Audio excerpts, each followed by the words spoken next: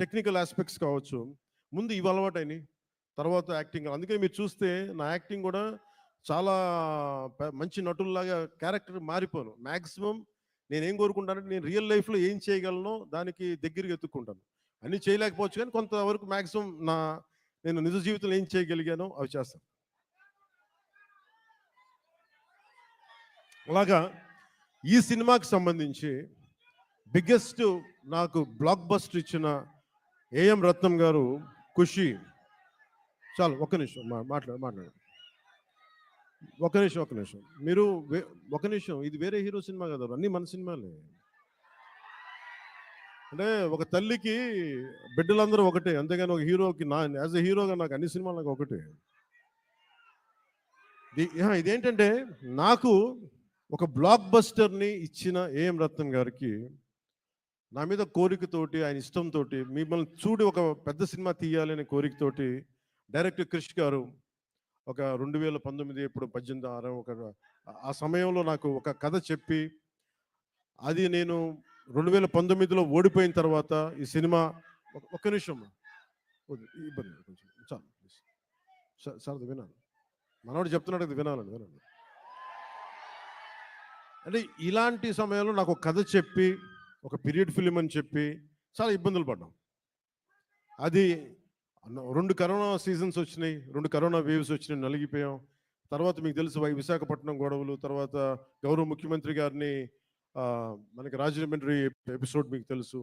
వీటన్నిటి వల్ల సినిమా మూడోసారి మన రాజకీయ పరిస్థితుల్లో లేట్ అయింది. అందుకని ఈ సినిమాకి ప్రత్యేకించి వచ్చినప్పుడు నేను ఉప ముఖ్యమంత్రిగా బాధ్యతలు తీసుకున్న తర్వాత కూడా సడన్గా మన పార్టీ ఆఫీస్ కోతవేటు దూరంలో ఉన్న అక్కడ ఉన్న స్థానికంగా మనం మిడ్ వ్యాలీ స్టూడియోస్లో మిడ్ వ్యాలీ స్థలాన్ని స్టూడియోగా మార్చుకొని నేను ఈ సినిమాని ఓజీని రెండింటిని కంప్లీట్ చేశాను. అంటే ఎక్కడా కూడా మనం తీసుకున్న శాఖలకి ఇబ్బంది లేకుండా, అది పంచాయతీరాజ్ శాఖ కావచ్చు, ఫారెస్ట్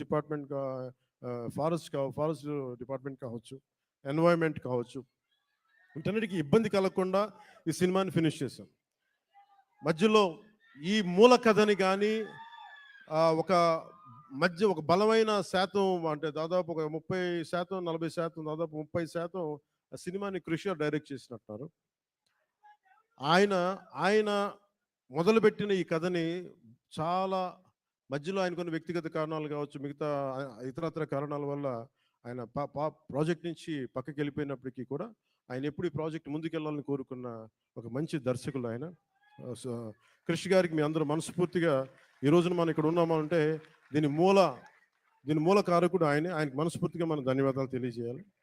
ఈ సినిమాని ఎవరితో ముందుకెళ్ళాలనుకున్నప్పుడు రత్నం గారు మన జ్యోతి గారిని తీసుకొచ్చారు.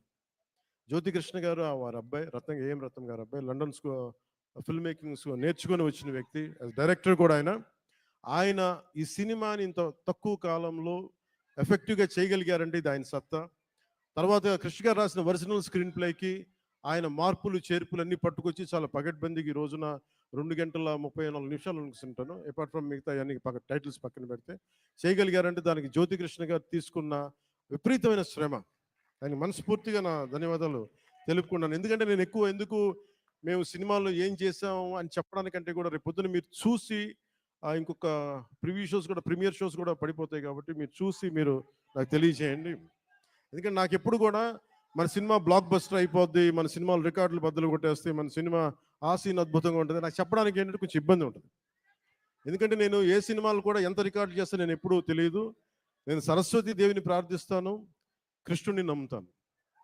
కర్మ చేయి, ఫలితం భగవంతుడికి వదిలేయాలి. అలాగే ఈరోజు మేము ఇంత చేసాం, మనం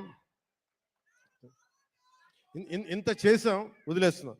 ఆ ఫలితం భగవంతుడు సత్ఫలితం ఇవ్వాలని మనస్ఫూర్తిగా నేను కోరుకుంటూ అంటే సినిమా మేకింగ్ నాకేంటి, సినిమా చాలా ప్యాషనేట్ నాకు.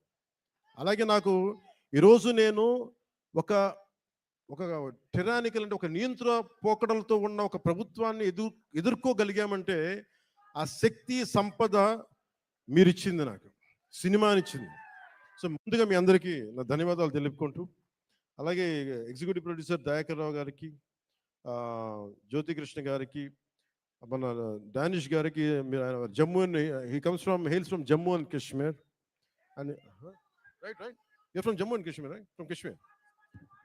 కాశ్మీర్ ఆయన అంటే భారతదేశం అంటే నేను చెప్పాను అంటే ఎంత ఇంట్రెస్టింగ్ ఉంటుందంటే film making. Nidhi Agarwal is from northern part of the India, he is from Kashmir. మేమేమో ఇక్కడి నుంచి వస్తాం. అలా ఒక్కొక్క యాక్టర్ని తీసుకుని కొంతమంది విదేశాల నుంచి వచ్చారు.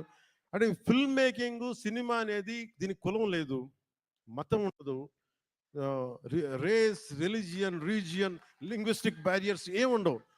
మేమందరం కూర్చొని దేనికి పని చేస్తామంటే మీకు ఆనందం కలిగించాలి. ఒక బలమైన కథ చెప్పేటప్పుడు మీరు థియేటర్లో కూర్చొని ఇలా కొట్టి బాగుంది ఆహా అనిపించాలి. దానికోసం ఒక ప్రయత్నం చేస్తాం అందరం.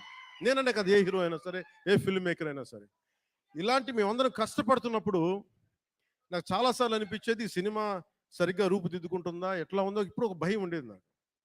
కానీ ఎప్పటికప్పుడు ఒక చిన్న ట్రైలర్ రిలీజ్ చేసి కృషి గారు దాని మ్యూజిక్ నాకు ఎప్పుడు ఒక జీవాన్ని పోసేది. ఈ రోజున సినిమాని ఇంత బలంగా మనం ఒక బలమైన పాజిటివ్ నోట్ ఉంది అంటే ఈ సినిమాకి నాలాంటి హీరో కంటే వీళ్ళందరికంటే కూడా దీన్ని నమ్మిన వ్యక్తి academy Oscar winner Shri Keeravani గారు, ఎంఎం కీరవాణి గారు. అంటే ఆయన గనుక సినిమాకి డైరెక్షన్ లేకపోతే ఈ సినిమా ఇంత అద్భుతంగా వస్తా నాకైతే సందేహం. ఆయన లేకపోతే, కీరవాణి గారు లేకపోతే హరిహర వీరమల్లు అనే సినిమా లేదు. మేము ఎంత గొప్ప కథ చేసినప్పటికీ, మేము ఎంత బాగా నేను యాక్ట్ చేసినప్పటికీ దాన్ని ఆ ఎమోషన్స్ని సరి సమానంగా దాన్ని ముందుకు తీసుకెళ్ళగలిగే నేపథ్య సంగీతం కానీ సాంగ్స్ కానీ లేకపోతే అది దానికి ఆ శక్తి సరిపోదు. అలాంటిది ఆయన ఇలాంటి మన అలాంటి ఒక ఆస్కర్ అవార్డు గ్రహీత మన విశాఖపట్నంకి వచ్చి లేదంటే మన హైదరాబాద్కి వచ్చి అక్కడ శిల్పకళ వేదిక కావచ్చు, ఇక్కడ మన ఈ వేదిక కావచ్చు, ఇక్కడికి వచ్చి చేస్తున్నారంటే ఒక అకాడమీ అవార్డు విన్నర్ మన దగ్గరికి వచ్చి మన ఆడిటోరియంస్లో కూర్చున్నట్టు అది మనందరం చేసుకున్న అదృష్టం, మన భారతదేశం చేసుకున్న అదృష్టం. అంటే మాకు తెలుగు పాట అది నాటు కదా, నాటు అని చెప్పి ఒక పాట కొడితే దానికి ఆస్కార్ వస్తుందా అని మనం ఎవరైనా సరే జ్యోతిష్యం చెప్తే నమ్ముతాం. బట్ కానీ దాని శక్తి రాజమౌళి గారు లాంటి దర్శకులు కావచ్చు, దాన్ని తీసుకెళ్లిన రామ్ చరణ్ గారు, జూనియర్ ఎన్టీఆర్ గారు కావచ్చు, అంటే ఇంతమంది కలయికతోటి వాళ్ళందరూ బలంగా వేయగలిగారంటే